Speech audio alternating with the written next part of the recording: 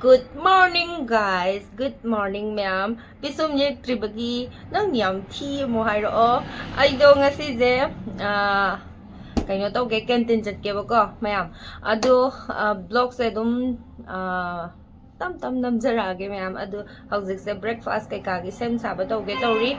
Ay duk thaba loraga skin care di tak tai challe ba ko. Aduga to ay kaino toner kapsalle dagi serum taisale dagi moisturizer taisale sunscreen di tai sunscreen je minute manga mong lai tai gi tawbne bako ado pisung kari kara yekti kaimta tawdri bako tai aduna my misse nang di am thino hairade ado ai breakfast sa sem doga kaino tawge canteen jet na ba sem sage si kai de no khong di soi mapan si ado di ma'am makha namjarage ma'am tamo nga ngang mataga kan na tummi sida hi hi guys saya hi ma'am Hi. kaya to ke canteen book chalu ke sare din hai canteen sajan sai gì xin je hai na lôi tắt lên vậy nè đấy hả nó chắc khai đi luôn nữa cô chtlure si bột sẽ lấy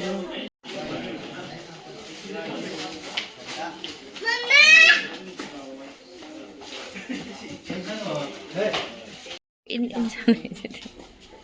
la sida ilo som da ilo adu hapu no mi akoi gi silai re akoi gi silai re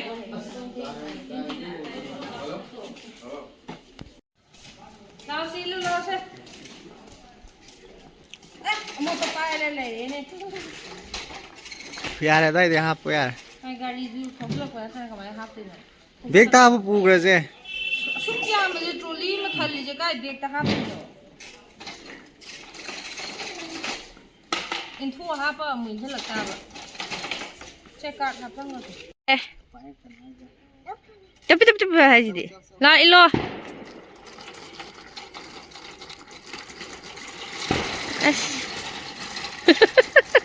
basket ne ngam ma ta ri jong ne bill silor bill mapan de ilo ne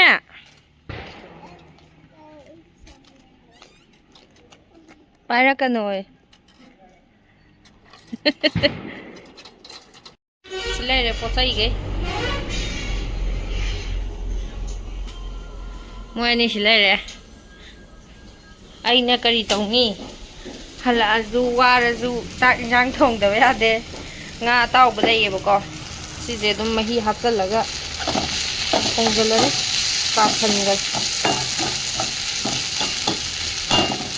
long thong jalane duga dum ta thon pung ani bu ta dore ama mi yang khai chat le lai re po chei khara lo re kai no yeng halak ke namkin lo re si ja ahum lo rak pane ama ta thore lambi da lambi de le ko adagi kai no do kari ba faroda ga ho do ko na kari ye sevai aduga ising lumnaba angangi serlex angangi ai je in dum cha doroba whisper ani lore naishilam lore mungdat packet siga lo de ai handang na ha man lo mungdat aduga sije ina ne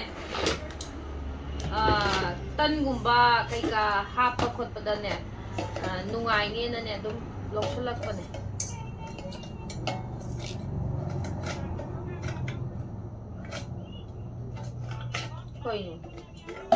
koi ngom toi jibo o sumai naka no na yang kana di saw tanggang ho no mitane dum ha pa ya ne phong phong cha na ha pa ya ne na ne adagi injang gumba ꯊꯝꯕꯗꯁꯨ ꯁꯤꯒꯨꯝꯕꯁꯤꯅ ꯈꯔ quality ꯂꯩꯕꯁꯤꯅ ꯈꯔ ꯀꯨꯏꯅ ꯁꯥꯏꯌꯦꯕ ꯅꯠꯇ꯭ꯔꯗꯤ ꯌꯥꯝ ꯊꯨꯅ ꯊꯨꯅ ꯏꯪꯕꯗꯣ ꯑꯗꯒꯤ ꯀꯣꯜꯒꯦꯠ ꯑꯍꯨꯝ ꯑꯃ ꯂꯧꯔꯛꯑꯦ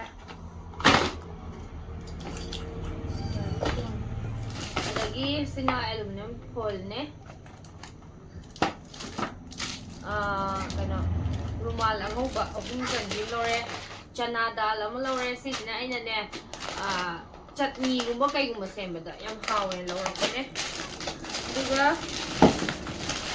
ꯇꯤꯁꯨ ꯄꯦꯄꯔ ꯂꯧꯔꯦ ꯑꯗꯒꯤ ꯑꯈ꯭ꯔꯣꯠ ꯂꯧꯔꯦ ꯋꯥꯜꯅꯠꯇꯣ ꯑꯗꯨꯒ ꯁꯝ ꯃꯆꯨ ꯇꯩꯅꯕ ꯑꯃ ꯂꯧꯔꯦ ꯁꯤ ꯋꯨꯃꯦꯟ ꯄꯔꯐ꯭ꯌꯨꯝꯅꯦꯕꯀꯣ ꯑꯩꯅ ꯃꯅꯝ ꯌꯦꯡꯒꯦꯅ ꯂꯧꯔꯛꯄꯅꯦ ꯑꯃ ꯑꯗꯒꯤ ꯁꯤꯒꯤ ꯕ꯭ꯔꯁꯀ ꯀꯩꯅꯣꯒ ꯁꯦꯠ ꯑꯣꯏꯕꯤꯁꯦ ꯁꯤ ꯑꯍꯨꯝ ꯑꯃ ꯂꯧꯔꯛꯑꯦ ꯁꯣꯔꯁ ꯑꯃ ꯂꯧꯔꯛꯑꯦ ꯑꯗꯨꯒ ꯁꯥꯄꯣꯟ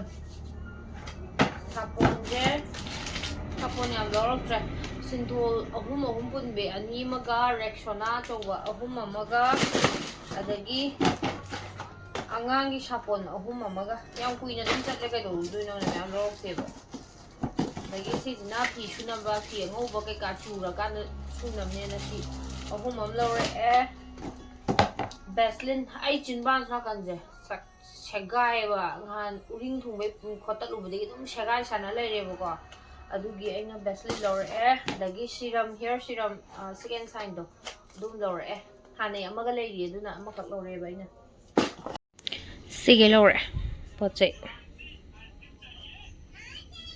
ꯄꯣꯠꯁꯨ ꯀ꯭ꯋꯥꯂꯤꯇꯤꯁꯦ ꯈꯦꯠꯅꯕꯀꯣ ꯑꯗꯨꯒ ꯃꯃꯜꯁꯨ ꯑꯗꯨꯝ ꯈꯦꯠꯅꯩꯗꯅ ꯑꯩ ꯁꯤ ꯄꯣꯠ ꯂꯨꯄꯥ 5,000ꯃꯨꯛꯀꯤ ꯂꯧꯔꯛꯏꯁꯦ ꯀꯩꯅꯣꯗꯗꯤ ꯍꯥꯏꯗꯤ ꯀꯩꯅꯣꯒꯨꯝꯕ ꯃꯣꯜꯒꯨꯝꯕ ꯗꯨꯀꯥꯟꯒꯨꯝꯕꯗꯩ ꯂꯧꯔꯗꯤ ꯂꯨꯄꯥ 8,000ꯀꯤ ꯃꯌꯥ ꯌꯧꯔꯅꯦꯕꯀꯣ ꯑꯗꯩ ꯀ꯭ꯋꯥꯂꯤꯇꯤꯁꯨ ꯍꯥꯏꯗꯤ ꯌꯥꯝ ꯐꯕꯗꯣ ꯑꯗꯨꯅ ꯑꯗꯨꯝ ꯍꯥꯏꯗꯤ ꯑꯣꯏꯖꯕꯗꯣ ꯑꯗꯨꯒꯤꯅꯤꯗ ꯆꯠꯄ ꯀ꯭ꯌꯨ ꯂꯦꯡꯕ ꯑꯗꯨꯒꯨꯝꯕꯗꯤ ꯌꯥꯝ ꯋꯥꯏ ꯃꯃꯥꯡ ꯊꯥꯁꯨ ꯇꯟꯗꯅ ꯆꯠꯇꯦꯕ ꯑꯗꯨꯝ ꯍꯥꯞꯆꯜꯂꯣ ꯌꯥꯔꯦ ꯀꯣꯟꯅꯁꯨ 10 ꯍꯣꯏ ꯌꯥꯏ ꯃꯅꯝ ꯌꯦꯡꯒꯦ ꯑꯗꯨꯝ ꯕꯣꯛꯁꯇꯨꯗ ꯑꯗꯨꯝ ꯍꯥꯞꯄꯣ ꯃꯣꯏꯁꯨ ꯄꯤꯕꯤꯔꯛꯑꯣ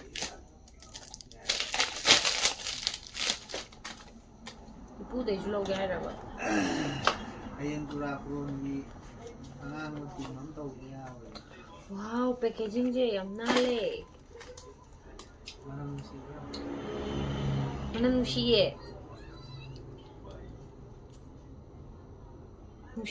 ꯌꯥꯝ ꯏꯪꯕꯤꯗꯣ ꯇꯧꯋꯦꯕ ꯃꯅꯝ ꯅꯨꯡꯁꯤꯌꯦ ꯍꯥꯏꯗꯤ ꯃꯅꯝ ꯑꯅꯝꯕꯅ ꯌꯥꯛꯑꯦꯕꯀꯣ ꯄꯔꯐ꯭ꯌꯨꯝꯁꯤꯡꯁꯦ ꯑꯗꯨꯅ ꯀꯣꯛꯀ ꯂꯩꯈꯠꯂꯦꯕ ꯏꯪ ꯂꯥꯎꯋꯦ ꯃꯅꯝ ꯅꯨꯡꯁꯤꯌꯦ ꯁꯤ ꯌꯥꯝ ꯐꯖꯩ ꯑꯝꯇ ꯌꯦꯡꯍꯜꯂꯒ ꯇꯧꯅꯤ ꯃꯌꯥꯝ ꯃꯥꯏ ꯄꯦꯀꯦꯖꯤꯡꯁꯦ ꯌꯥꯝ ꯅꯥꯜꯂꯦ ꯒ꯭ꯌꯥꯁ ꯑꯗꯨꯝ ꯂꯨꯝ ꯂꯩꯔꯦꯕ ꯁꯤꯡꯁꯦ ꯃꯁꯛ ꯈꯨꯐꯖꯁꯦ ꯌꯦꯡꯉꯨꯅꯦ ꯃꯥꯒꯤ ꯀꯩꯅꯣꯒꯤ ꯀꯣꯠꯐꯝꯒꯥꯁꯦ ꯌꯥꯝ ꯅꯥꯜꯂꯦ ꯍꯦꯟꯗꯜꯒꯥꯁꯦ ꯁꯤꯁꯦ ꯑꯩꯅ ꯔꯤꯇꯦꯜꯗꯗꯤ ꯁꯤ 1,000 ꯊꯥꯏꯌꯦꯕꯀꯣ ꯃꯥꯒꯤ ꯄ꯭ꯔꯤꯟꯇꯣ ꯔꯤꯇꯦꯜ ꯄ꯭ꯔꯥꯏꯁꯇꯗꯤ ꯑꯗꯣ ꯂꯨꯄꯥ 750 ꯆꯤꯡꯉꯦꯕ ꯁꯤꯁꯦ ꯄꯤꯔꯛꯑꯦꯕ ꯑꯩꯈꯣꯏꯗ ꯍꯥꯞꯆꯤꯟꯕ ꯍꯩꯇ꯭ꯔꯦꯗ ꯂꯧꯊꯣꯛ ꯑꯗꯨꯝ ꯊꯝꯃꯒꯦꯗ ꯁꯤꯗꯤ ꯑꯗꯨꯝ ꯁꯤꯖꯤꯟꯅꯗꯧ ꯂꯩꯔꯝꯃꯦ ꯁꯤꯗ ꯁꯦꯠꯇꯤꯡ ꯇꯧꯔ ꯊꯝꯃꯦ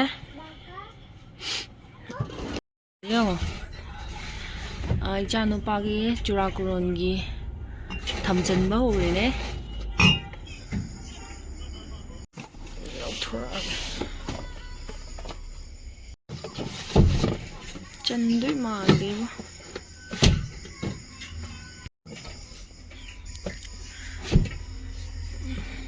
ꯁꯤꯒ ꯉꯥꯏꯔꯦ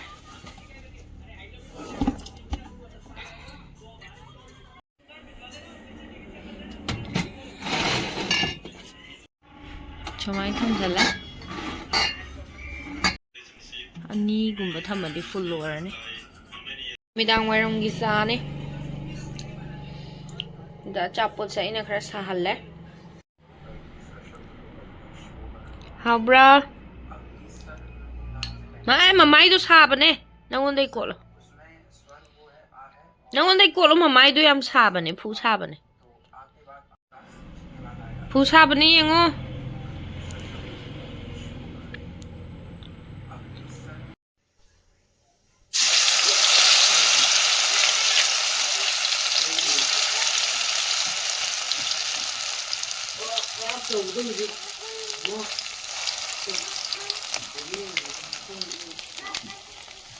Paneer bora ne dagi kobi lay ne. Kobi lay bora ne paneer gi bora ne. Still gi khang je. Bora gumba ho buda yam hekta sat ka thalle bana kana kan je oi mang sangang le.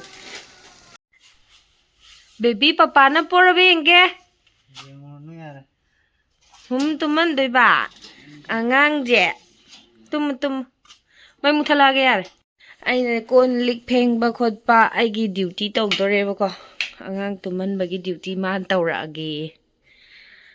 Ha, ai ju ware ba ko. Thabok mayam lotion ba.